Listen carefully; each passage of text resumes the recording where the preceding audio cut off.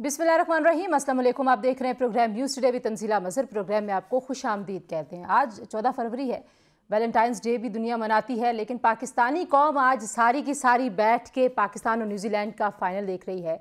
6 फरीकी series का final है और ये फ़ाइनल आपको वो झलक दिखाएगा जो चैम्पियंस ट्रॉफ़ी के। तो पाकिस्तान में जो क्रिकेट की वापसी है उससे शायकीन बड़े खुश हैं। पाकिस्तान में बड़ी रौनक लगी हुई है। मैच नेशनल स्टेडियम में हो रहा है जनाब, और 242 रन्स बनाए थे पाकिस्तान की टीम ने।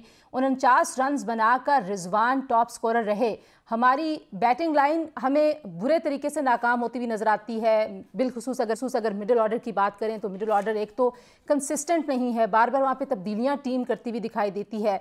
ये कैप्टनसी के मामलात हैं, कोचेस की गलतियां हैं। आज के प्रोग्राम में कुछ इसका एनालिसिस आपके सामने रखेंगे। कुछ इंटरेस्टिंग मेहमान होंगे हमारे साथ। क्रिकेट के एक्सपर्ट से तो हम बात करेंगे, लेकिन आज हम एक सियासी शख्सियत से भी क्रिकेट के हवाले से गुफ्तगू करेंगे, क्योंकि उनको बड़ा शौक है क्रिकेट का और वो बहुत सारे तबसरे व्हाट्सएप ग्रुप्स और ट्विटर पर करते रहते हैं। फवाद चौधरी साहब जो हैं वो हमारे साथ आज मौजूद होंगे, उनसे भी पूछेंगे। सरफराज नवाज साहब हमारे साथ मौजूद होंगे, उनसे भी पूछेंगे कि आखिर हमारी जो टीम है, बैटिंग भी हमारी ख़राब होगी, बॉलिंग पहले ही हमारी को बहुत ज़्यादा परफॉर्म नहीं कर रही।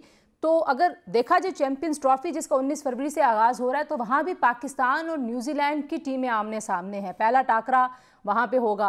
तो क्या पाकिस्तान ने आज जो परफॉर्म किया है, यही कंसिस्टेंसी चैंपियंस ट्रॉफी में हमें देखने को मिलेगी? क्योंकि बड़ी ही अनप्रिडिक्टेबल किस्म की परफॉर्मेंस है पाकिस्तान की। बहुत ज़्यादा फ्लक्चुएशन है, आप प्रिडिक्ट नहीं कर सकते। कम बैक तो होता है, हम बड़े जज्बाती हो जाते हैं, हम कहते हैं जी कि जो टीम ग्रीन है उसने बड़ी धुआंधार वापसी कर ली, गेम में वापस आ गए। फॉर्म में वापस आएंगे या नहीं आएंगे, ये बड़ा सवाल है, इस पे बात करेंगे।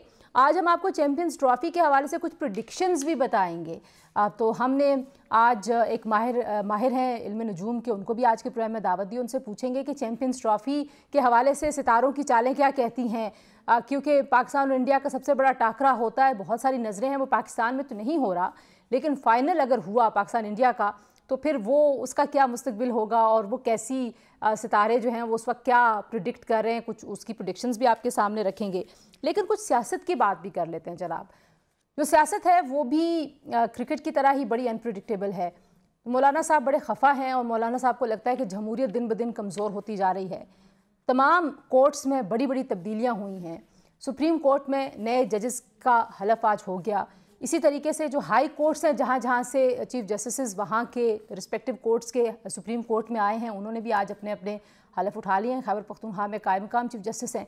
तो ये जो कोर्ट्स के मामलात हैं, एक तरफ पाकिस्तान तहरीक इंसाफ 26वीं आईनी तरमीम के ख़िलाफ़ है, लेकिन अगर आप देखें तो जो कायम मकाम चीफ जस्टिस हैं सुप्रीम कोर्ट के, पेशावर हाई कोर्ट के, उनकी हलफ बर्दारी की तकरीब में अली अमीन गंडापुर साहब भी मौजूद थे। और ना सिर्फ ये कि मौजूद थे, बल्कि हलफ बर्दारी की तकरीब से पहले उन्होंने गवर्नर साहब से एक मुलाकात भी की, जिसमें बड़े खुशगवार मूड में नजर आए। तो पीटीआई के अंदर बहुत सारी तब्दीलियां देखने को मिल रही हैं। पीटीआई ने अपने एक बड़े ही एक्टिव, बड़े ही वाइब्रेंट मेंबर शेर अफजल मरवत को बिलाखिर पार्टी से निकाल दिया। उनको निकालने का हुक्म किसने दिया, आज के प्रोग्राम में कुछ इस हवाले से भी बात करेंगे। पाकिस्तान तहरीक इंसाफ पे मुसलसल ये इल्ज़ाम लगता है कि वो रियासत मुखालिफ एजेंडा और बयानियाँ प्रमोट करते हैं, चाहे वो बैन अवी लॉबीज़ को हायर करने की बात हो, चाहे IMF को बार बार ये बावर कराना हो कि पाकिस्तान की मदद ना की जाए। तो क्या वाकई पाकिस्तान तहरीक इंसाफ यही मुतालबा करती है कि पाकिस्तान की मदद ना की जाए, पाकिस्तान की मैशत को नुकसान पहुँचे? इस सवाल का जवाब भी आज के प्रोग्राम में ढूंढेंगे जनाब। और पाकिस्तान तहरीक इंसाफ में अब ये भी खबरें आ रही हैं कि दो ग्रुप हैं, एक वकला हैं, एक सियासी गिरोह है। सियासी गिरोह जो है वो ज़रा पीछे रह गया है। शेर अफजल मरवत साहब भी यही कह रहे थे कि वकला जो हैं वो पहुंच जाते हैं जेल में और वो जो है वहाँ पे कान भरते हैं इमरान खान साहब के। तो ये सारी कहानी दरअसल है क्या, पार्टी पोजीशन इस पर क्या है, वो भी आज के प्रोग्राम में हम शामिल करेंगे। तो जनाब पहले तो चलते हैं, देखते हैं कि जो शेर अफजल मरवत साहब का मैं जिक्र कर रही हूँ, आज उन्होंने अपनी ही पार्टी का नारा अपनी पार्टी के खिलाफ लगाया है कौमी असम्बली में। तो आइए ज़रा सुनते हैं कि उन्होंने क्या नारा लगाया और उसके बाद हम मेहमानों की तरफ जाएंगे। थैंक यू जनाब स्पीकर।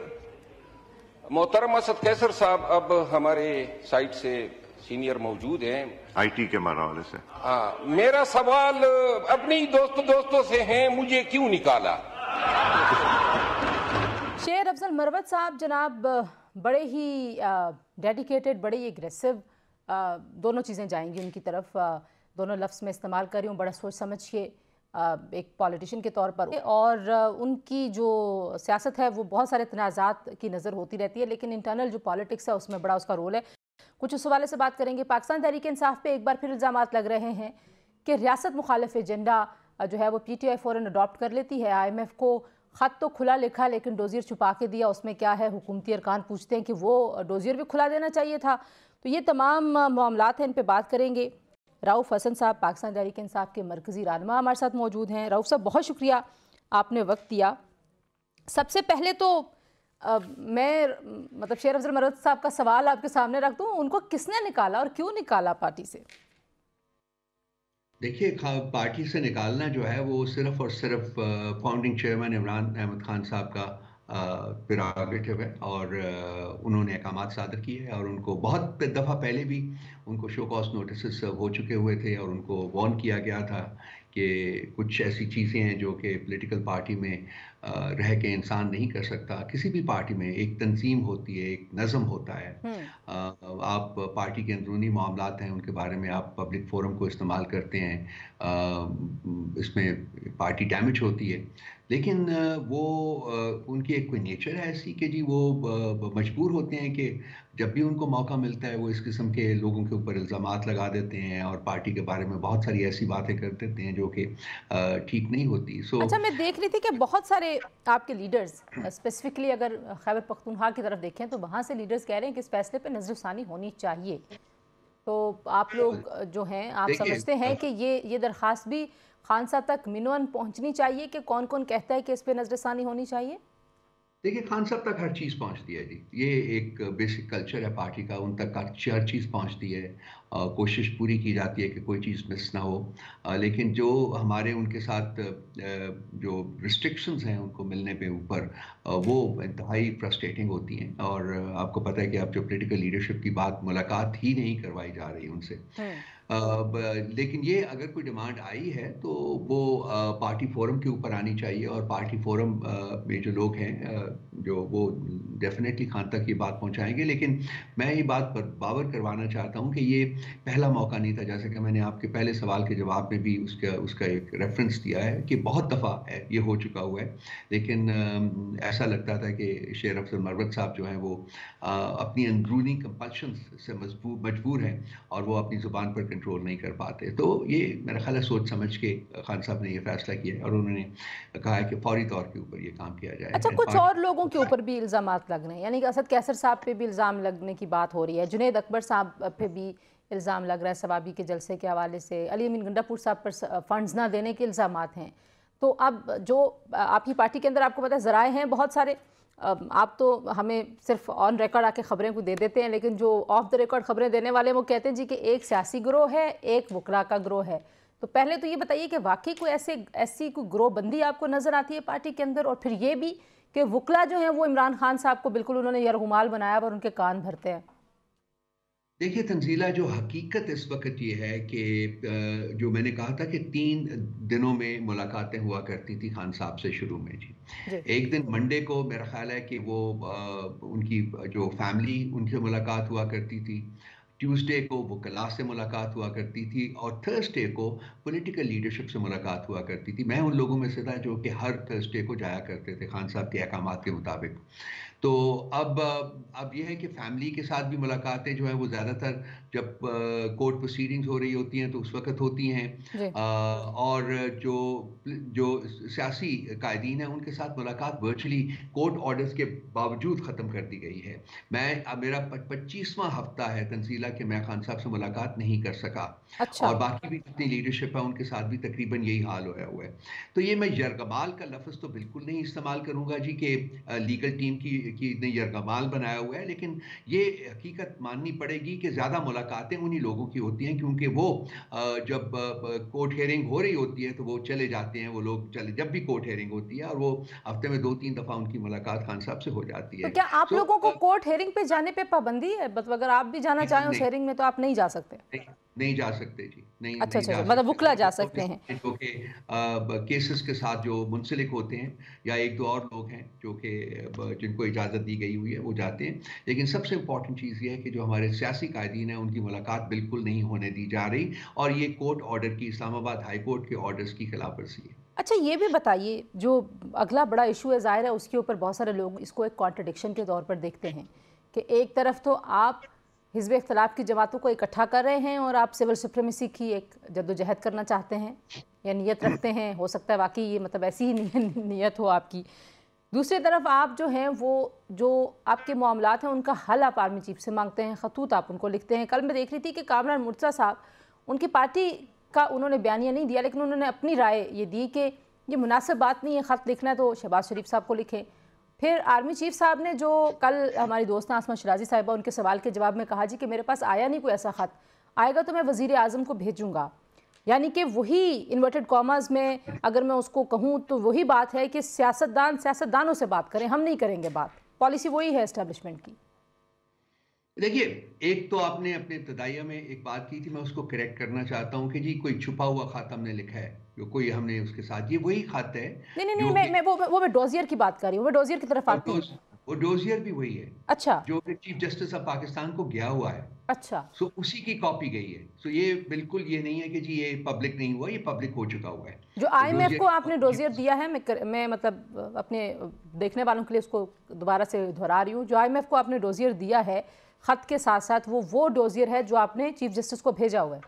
ऑलरेडी भेजा हुआ है जी, जो अब चीफ जस्टिस साहब ने उसको कॉन्स्टिट्यूशनल बेंच को रेफर कर दिया है कि जी ये हियरिंग होनी चाहिए, बड़े इंपॉर्टेंट इसमें सवाल उठाए। बिल्कुल बिल्कुल, या ये वही डोसियर है, बिल्कुल जी, ठीक है, और वही उसको कॉपी हमने भेज दिया, तो इसमें कोई छुपी ढकी छुपी बात नहीं है जी।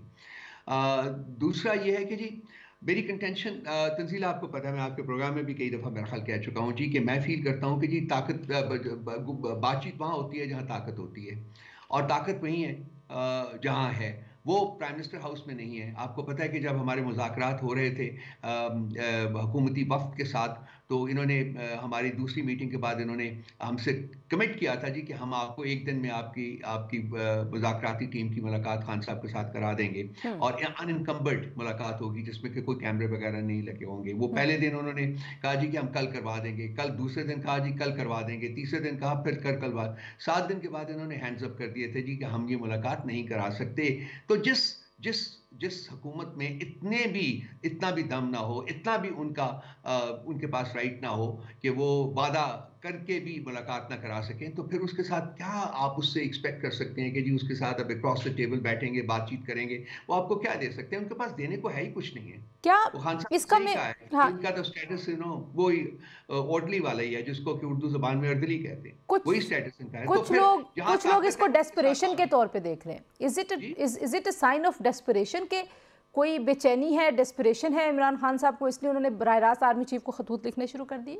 देखिए, कोई डेस्परेशन नहीं है। जो तीसरा खत गया है वो उसके मुंदरजात अगर आप पढ़ें तो आप समझेंगे, उन्होंने आगाज ही उस खत का किया है जी कि मैं अपने लिए कुछ नहीं मांग रहा, मैं मुल्क की बेहतरी के लिए जो इस वक्त तजादात पैदा हुए हैं उनको ख़त्म करने के लिए बहसियत एक फॉर्मर प्राइम मिनिस्टर के मैं ये प्रपोजल्स दे रहा हूं कि पॉलिसी बदलनी चाहिए। और उन्होंने बार बार ये कहा है कि मैं अपने लिए कुछ नहीं मांग रहा, मैं अदालती जो प्रोसेस है उसी के थ्रू ही मैं सुरखरू होकर बाहर आऊंगा।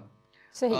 ये नहीं है, कोई डेस्परेशन नहीं है, किसी किस्म की कोई डेस्परेशन नहीं है। 2 लफ्ज़ आर्मी चीफ साहब से मंसूब किए गए जो उन्होंने इस्तेमाल किए, और जाहिर है मैं कह रही हूँ कि आसमा शराजी ने, क्योंकि इस पे डिटेल में कल जियो पे बात भी की थी, उन्होंने कहा कि उन्होंने कहा ये मीडिया ऑप्टिक्स हैं और ये गिमिक्स हैं जो खतूत का मामला है। देखिए, हर इंसान का हक है, प्रेरोगेटिव है कि उसको अपने अंदाज में समझे। वो उन्होंने अगर इस तरीके से समझा तो ये उनका प्रेरोगेटिव है। हम इन खतूत के ऊपर उस अंदाज में नहीं देखते। हम फील करते हैं कि जी इम्पॉर्टेंट है कि जी एक ओपन लेटर लिखा गया है, ये कोई खत लिफाफे में बंद करके नहीं भेजा गया किसी एक शख्स को। ये ओपन लेटर है जो सोशल मीडिया के ऊपर ब्रॉडकास्ट हुआ है। मेरा ख्याल है करोड़हा लोगों ने उसको पढ़ा है, देखा है, समझा है, और इसमें बड़ी पॉजिटिव अप्रोच है, बहुत पॉजिटिव सजेशंस दी गई हैं, और जो मुल्की हालात हैं उनका एक इंतहाई ऑब्जेक्टिव एनालिसिस करके पेश किया गया है, सामने डाला गया है। लेकिन रऊफ साहब, क्या आप नहीं समझते कि मैं आर्टिकल्स में भी लिखता रहा हूँ और हमेशा कहा है मैंने कि we should all try to take a step back. हर कोई जो है वो कोई इनफेलेबल नहीं होता, कोई इंसान ये नहीं है जो कि गलती का पुतला ना हो। हम सब गलतियां करते हैं, सबसे गलतियां होती हैं, सही। हमसे भी गलतियां हुई हाँ, हैं, लेकिन पीटीआई से भी गलतियां हुई लेकिन हैं, आपको लेकिन ये नहीं लगता कि गलतियों जो का उजाला करना। जी सियासी माहौल है और जो सियासी अमल है उसको कहीं ना कहीं अंडरमाइन करता है, जब आप सारे के सारे जो अंडे हैं वो एक बास्केट में रख देते हैं कि ताकत भी इस्टेब्लिशमेंट के पास है। ज़ाहिर है इस मुल्क में एक निज़ाम है, आपको उस पर बहुत सारे एतराज़ात हो सकते हैं, लेकिन एक वज़ीर आज़म है, वज़रा हैं, कैबिनेट है, पार्लिमान है। मतलब आपको नहीं लगता कि वो एक ख़त की कॉपी इधर भी भेज देते तो क्या हर्ज था? देखिए, वजीर आजम जिसको कह रहे हैं वो वजीर आजम नहीं है, वो मांगे का वजीर आजम है बीबी। वो मैंडेट चोरी करके बैठा हुआ यहाँ, वो कोई उसकी लेजिटिमेसी नहीं है, कोई रेलेवेंस नहीं है, कोई उसके पास ताकत नहीं है। वो मैं कोई लफ्ज नहीं इस्तेमाल करना चाहता, हम लोग आई थिंक एक सीरियस गुफ्तगू कर रहे हैं, तो वो है नहीं है, उसके पास कुछ नहीं है। और ये ऐसे लोगों को मतलब एक रात के अंधेरे में जो है अवामी मैंडेट जो है चोरी करके ये फॉर्म 47 की हुकूमत यहाँ बैठी हुई है, इसको दुनिया में कोई नहीं तस्लीम किसी करता। किस्म की अब एंगेजमेंट पॉलिटिकल साइड पे नहीं करेगी पीटीआई। हमने पूरी कोशिश की थी तंजीला, हमने बैठे थे इनके साथ में, लेकिन ये जैसा कि मैंने पहले भी कहा है कि ये जो लोग अपनी एक मुलाकात कराने के अहल नहीं है वो क्या देंगे हमें।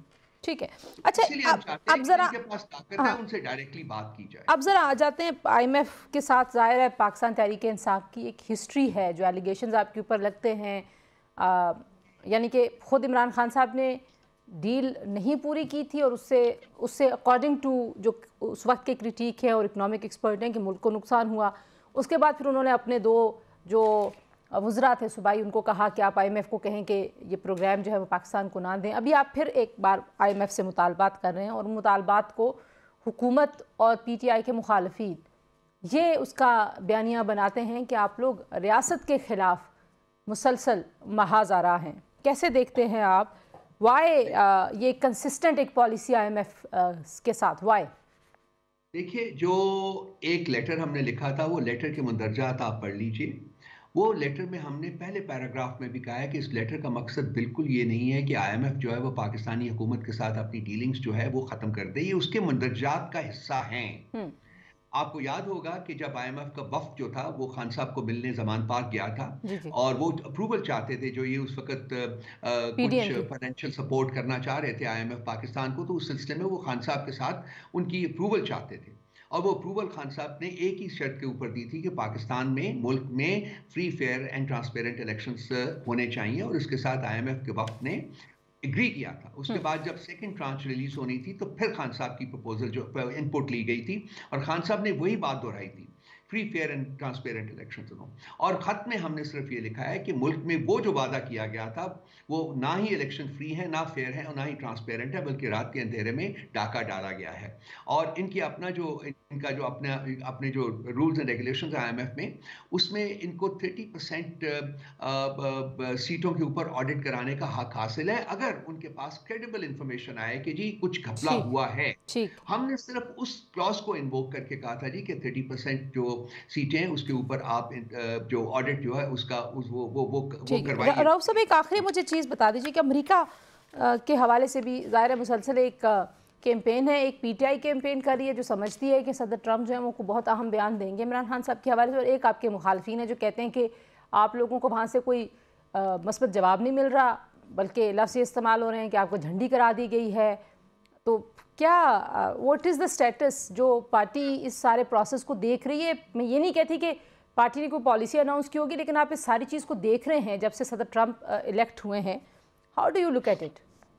दो चीज़ें जी, एक तो पार्टी होने के नाते हमने किसी मुल्क से इंक्लूडिंग यूएस से कोई किसी किस्म की कोई मदद जो है उसकी दरख्वास्त नहीं की हुई, और ना ही हम देख रहे हैं कि जी कोई इस किस्म की मदद होनी चाहिए। जो हमारा डायस्पोरा है वो they are very concerned about the state of Pakistan. उन्होंने अपने तय वहाँ कोशिश वगैरह की है और उनके मुताबिक कुछ ना कुछ होगा, लेकिन हम लोग उसकी तरफ आंखें लगा के नहीं बैठे हुए, हम इंतज़ार में नहीं है जी कि कुछ हो वहाँ से, बिकॉज़ हम चाहते हैं और हम जानते हैं कि हमने अपने मसाइल जो हैं वो मुल्क के अंदर ही हल करने हैं, अपने तय हल करने हैं, बगैर किसी फॉरेन सपोर्ट या ठीक। इंटरफेरेंस के, जैसा भी आप उसको समझते हैं। तो ये हमारी स्टेटेड पोजीशन है। पार्टी ने कभी कभी कभी भी किसी मुल्क से पाकिस्तान के मामलात में एक सपोर्टिव रोल प्ले करने के लिए कोई बात नहीं की, ना करेगी हम। बहुत शुक्रिया रऊफ हसन साहब की गुफ्तगू आपने सुनी जी। पाकिस्तान तहरीक इंसाफ के मरकजी रहनुमा हमारे साथ बात कर रहे थे। प्रोग्राम में शामिल करेंगे एक ब्रेक के बाद वापस आएंगे।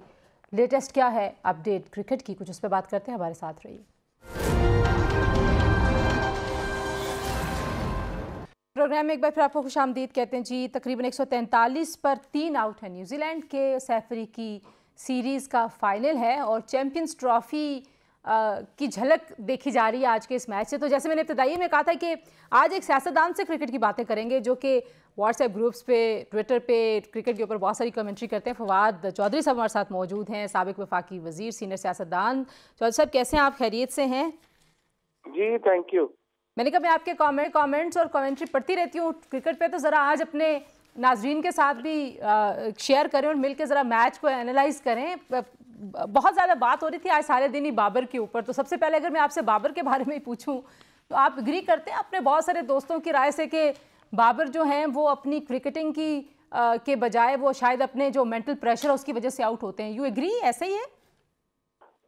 देखिए, बैड फॉर्म तो किसी भी प्लेयर पे आ सकती है और बाबर पे भी है, लेकिन असल में पाकिस्तान के पास बाबर के पाए का बैट्समैन तो कोई और है ही नहीं।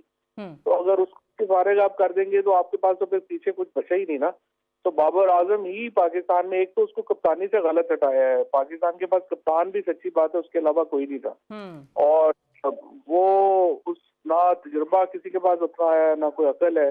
बाकी तो ये सारे जो अपना है। दूसरा असल देखिए ना, पाकिस्तान क्रिकेट की प्रॉब्लम भी वही है जो पाकिस्तान के बाकी स्ट्रक्चर्स की प्रॉब्लम है। क्या आपका कोई रेगुलर स्ट्रक्चर तो है नहीं।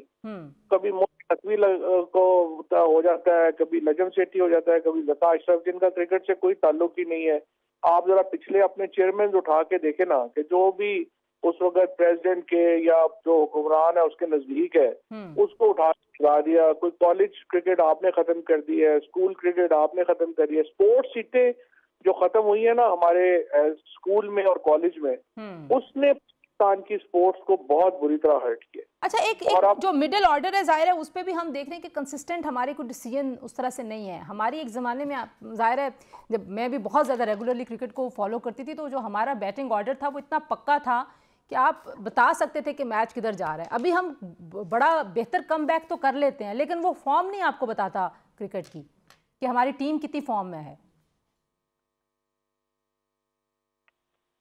फवाद, कॉल हमारी ड्रॉप हो गई। फवाद साहब को हम दोबारा मिलाते हैं। जनाब सरफराज नवाज साहब जो हैं वो भी हमारे साथ हूँ, पाकिस्तान की क्रिकेट का एक बड़ा नाम, उनसे भी पूछेंगे कि ये जो स्ट्रक्चर का फवाद बात कर रहे थे, ज़ाहिर है ये प्रॉब्लम तो है। और फिर आप देख रहे हैं कि सोशल मीडिया पे एक और लफ्ज़ भी इस्तेमाल हो रहा है कि फ़लाँ जो प्लेयर है वो पर्ची है। अच्छा, सिर्फ सोशल मीडिया पे नहीं हो रहा, जो आम घरों में भी ज़ाहिर है हमारे जो बच्चे हैं उनको बहुत ज़्यादा शौक़ है क्रिकेट देखने का, कज़न्स, तो वो भी कहते हैं कि ये तो पर्ची है, इसको तो नहीं होना चाहिए, ये तो फॉर्म में नहीं था। तो क्या तरीक़ेकार है, क्या मेरिट्स हैं जिसकी बुनियाद पर टीम जो है वो बनाई जाती है, किसको किस ऑर्डर पे खेलना, ये फ़ैसले कौन करता है? अभी पिछले दिनों में हमने बहुत सारी उखाड़ पिछाड़ देखी थी, पीसीबी के अंदर भी कोचेज़, हर एक चीज़ तब्दील हो रही थी, लेकिन उसकी रिफ्लेक्शन आपको टीम की परफॉर्मेंस में कहाँ पे नज़र आती है और नहीं आती है? सरफराज नवाज साहब पाकिस्तान की क्रिकेट का एक बहुत बड़ा नाम हमारे साथ मौजूद हैं। सरफराज साहब बहुत शुक्रिया, आपने हमें वक्त दिया।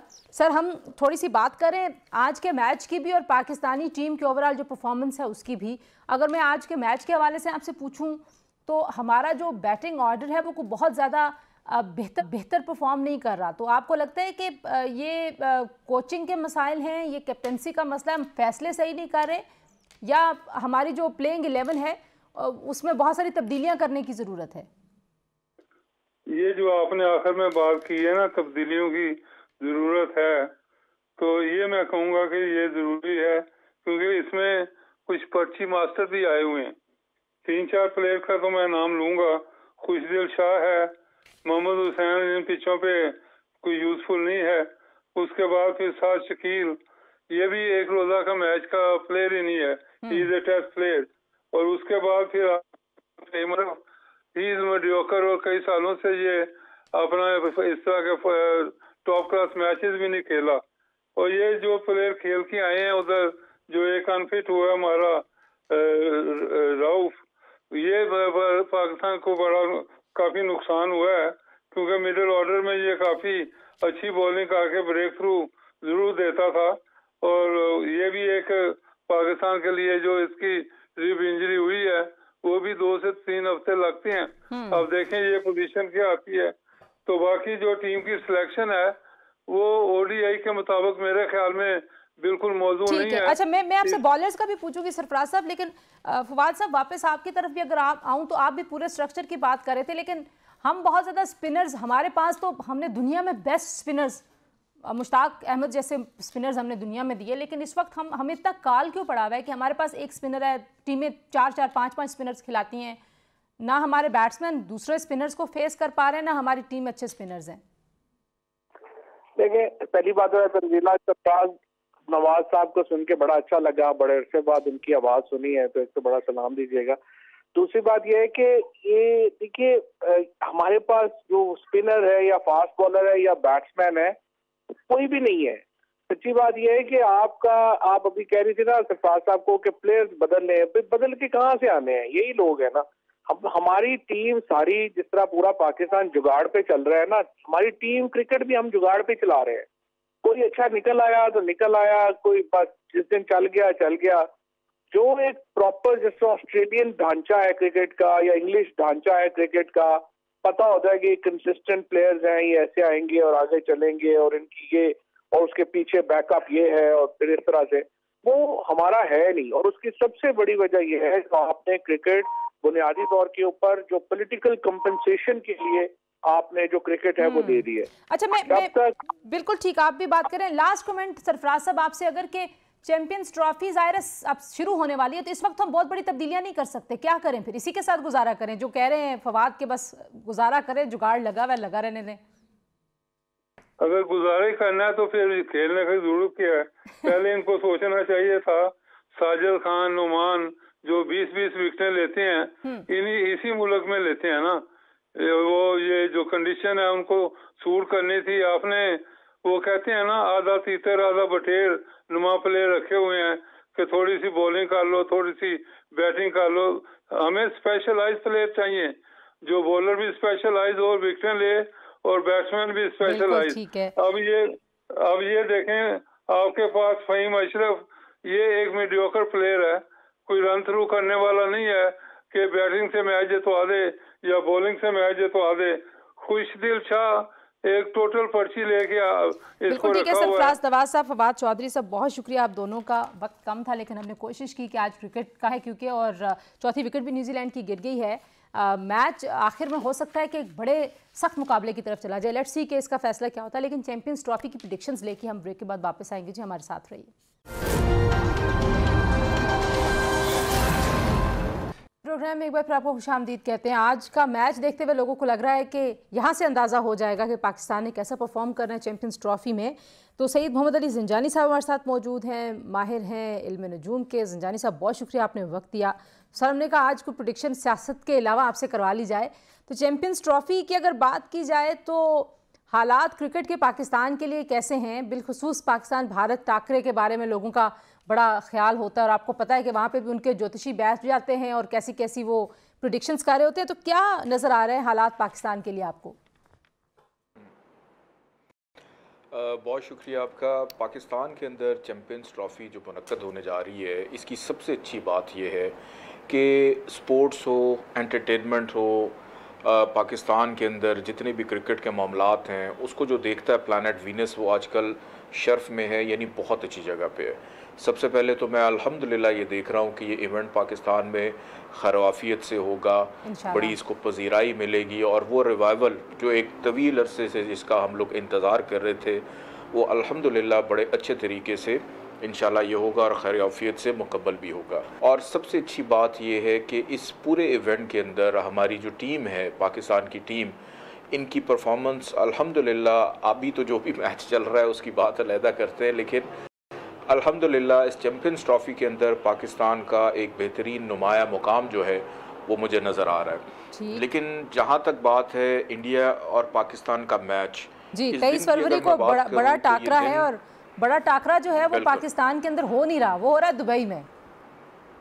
ऐसा दुबई में हो रहा है, तो इसमें ऐसा है कि 23 फरवरी के सितारे अगर मैं देखूं तो 23 फरवरी का नो डाउट ये बहुत बड़ा इवेंट होगा, बहुत ज़्यादा प्रेशर होगा हमारे प्लेयर्स के ऊपर भी और इंडिया के प्लेयर्स के ऊपर भी।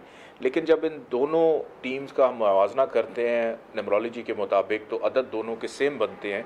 लेकिन सबसे अच्छी बात ये कि हमारे जो कैप्टन है मोहम्मद रिजवान, इनका जो नंबर है, जो इनकी फ़िगर है, वो इंडिया के कैप्टन के ऊपर काफ़ी ज़्यादा हावी दिखाई देती है। अच्छा। कि अगर पाकिस्तान को मौका मिल जाए पहले खेलने का या पहले टॉस जीत कर बैटिंग करने का, तो पहला जो स्पेल है उसमें जो प्लैनेट्स की पोजीशन है वो पाकिस्तान की फेवर में जा रही है। ठीक है, पाकिस्तान भारत में अगर पाकिस्तान टॉस जीते तो फिर उसको बैटिंग करनी चाहिए, आप ये कह रहे हैं? बैटिंग करनी चाहिए, और अगर पाकिस्तान जो है पहले बैटिंग नहीं करेगा तो फिर जो अगला पहर शुरू होगा उसमें जुपिटर चेंज हो रहा है, मार्स चेंज हो रहा है, मून की पोजीशन की डिग्री बदल रही है, तो सेकंड स्पेल में अगर पाकिस्तान बैटिंग करेगा तो वो बहुत ज़्यादा वीक मुझे दिखाई देती है। कि पाकिस्तान का बाद में बैटिंग करना मैच को हाथ से निकाल भी सकता है। अच्छा, ये भी बताएं कि ज़ाहिर है पाकिस्तान के बड़े सेलिब्रेटेड कैप्टन भी रहे हैं, बड़े खिलाड़ी हैं, बाबर आजम, बहुत सारे उनके वर्ल्ड रिकॉर्ड हैं। आज के मैच में उन्होंने पहले नंबर पे आ गए हैं, वो हाशिम आमला के साथ 6000 उन्होंने रन्स पूरे कर लिए हैं, और विराट कोहली दूसरे नंबर पे हैं जो कि खुद एक बहुत बड़े स्टार हैं। लेकिन बाबर की फॉर्म कुछ इतनी अच्छी नहीं है, उनकी एवरेज बहुत अच्छी है रन्स करने की, लेकिन वो बड़ी जल्दी एक ही साइड पे आउट हुए जा रहे हैं। उनकी फॉर्म वापस आनी है कि नहीं आनी? बिल्कुल आनी है। ये जो मंथ है जिसके अंदर ये इवेंट ऑर्गेनाइज हो रहा है, इसके अंदर बाबर के सितारे भी अगर मैं देखूं तो बाबर की फॉर्म भी वापस आएगी, बाबर परफॉर्म भी करेंगे और विराट कोहली को पीछे छोड़ेंगे और नंबर 1 पे आते हुए दिखाई देते हैं। इतना ज़्यादा इनके लिए फेवरेबल सिचुएशन मैं देख रहा हूँ। बहरहाल ये 2025 का साल, बल्कि मैंने ये भी कहा था कि बाबर की शादी के हवाले से भी बड़ा अच्छा है और स्पोर्ट्स के हवाले से भी ये बहुत ज़्यादा अच्छा है। स्पोर्ट्स पे ही रहने दें उनको फिलहाल, वैसे ही उन पे बड़ी तनकीद होती है कि एड्स में काम कर करके पाकिस्तानी खिलाड़ी क्रिकेट पे ज़्यादा तवज्जो नहीं देते। बिल्कुल ऐसी है, लेकिन ये कि इंशाल्लाह ताला बाबर परफॉर्म भी कर रहे हैं, पाकिस्तान को जिता भी रहे हैं। सिर्फ बाबर नहीं जिता रहे, दीगर भी अगर मैं खिलाड़ियों की बात करूं। अच्छा, सबसे अच्छी बात इस दफ़ा हमें एक नज़र आएगी इस टीम के अंदर कि जो यूनिटी है, कि हमें इसमें कोई धड़ाबंदी नज़र नहीं आएगी, क्योंकि जिस टाइम पे इवेंट ऑर्गेनाइज होने जा रहा है उसमें प्लैनेट का इन्फ्लुएंस इतना ज़बरदस्त है कि सब इकट्ठे नज़र आएंगे, अपनी जान मारते हुए नज़र आएंगे। ये भी बताइए कि हम क्योंकि चैंपियंस ट्रॉफी के दिफाई चैंपियंस हैं, तो पाकिस्तान जो है वो आपको फाइनल में जाता हुआ दिखाई देता है? पाकिस्तान बिल्कुल फाइनल में जाता हुआ दिखाई देता है और इंशाल्लाह ताला मुझे बड़ी उम्मीद है कि पाकिस्तान फाइनल तक पहुंचेगा। लेकिन फाइनल के आगे चल के क्या मामलात होंगे वो जब दूसरी टीम आएगी सामने तो फिर पता चलेगा कि कौन सा बंदा ज़्यादा हावी एक दूसरे के ऊपर। आखिरी मुझे ये भी बात बता दीजिए कि आपको लगता है कि फ़ाइनल ज़ाहिर है एक बड़ा इंटरेस्ट का इवेंट होगा, तो अगर तो इंडिया और पाकिस्तान फाइनल में चले जाते हैं तो फिर दुबई में होगा, तो आपको लगता है कि दोनों टीमें फाइनल की तरफ जाती हुई आपको नज़र आ रही हैं? चैंपियंस ट्रॉफ़ी के अंदर बिल्कुल इंडिया की टीम मुझे फ़ाइनल तक पहुंचती हुई बिल्कुल दिखाई देती है और इम्कानात हैं कि इंडिया भी फ़ाइनल तक पहुंच सकती है। कि पाकिस्तान और इंडिया का एक फ़ाइनल का मैच होता हुआ दिखाई दे रहा है, इसके इम्कानात नज़र आते हैं, बिल्कुल नज़र आते हैं इसके। अच्छा, जो हमारे जो बॉलर्स हैं, ज़ाहिर है पाकिस्तान एक बड़ा बॉलिंग ट्रैक रिकॉर्ड रखता है, बहुत बड़े बड़े बॉलर्स पाकिस्तान ने दुनिया के क्रिकेट को दिया, लेकिन इस वक्त हमारे बॉलर्स की फॉर्म बड़ी बुरी है, तो उनकी फॉर्म के हवाले से कुछ बताइए कि वो भी कुछ बेहतरी करेंगे या रन ही खाते रहेंगे? पाकिस्तान के जो बॉलर्स हैं वो इस दफ़ा उनको काफ़ी ज़्यादा रन्स खाने पड़ेंगे, बर्दाश्त करने पड़ेंगे। बल्कि इस इवेंट की एक और बात भी मैं आपको बताता चलूँ कि इस इवेंट के अंदर जो स्कोर बोर्ड होगा वो बहुत हाई रहेगा, कि मेजॉरिटी टीम्स जो हैं वो 300 या 300 से ज़्यादा रन करेंगी या कम से कम 280 से ज़्यादा रन्स होगा। और इस इवेंट के अंदर ये रिकॉर्ड भी बन सकता है कि मोस्टली टीम्स ने ज़्यादा रन्स बनाए, ज़्यादा रन्स को चेज़ किया, इस किस्म के मामलात हो सकते हैं। बहुत शुक्रिया। जितने भी मेन स्ट्रीम के बॉलर्स हैं जी बहुत शुक्रिया अली संजानी साहब, आपको बैटिंग पिचेस नज़र आ रही हैं और आपको लगता है कि जो बैट्समैन हैं वो बड़ी इनिंग्स खेलेंगे चैम्पियंस ट्रॉफी के लिए। और लेट्स सी कि आज के मैच का फैसला क्या होता है। आज के लिए इतने जी, इंशाल्लाह अगले प्रोग्राम में आपसे मुलाकात होती है। अपना ख्याल रखिए, अल्लाह हाफिज़।